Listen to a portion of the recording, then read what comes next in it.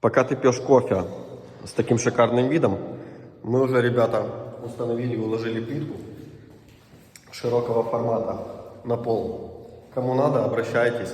И на стены уложим, и на пол уложим.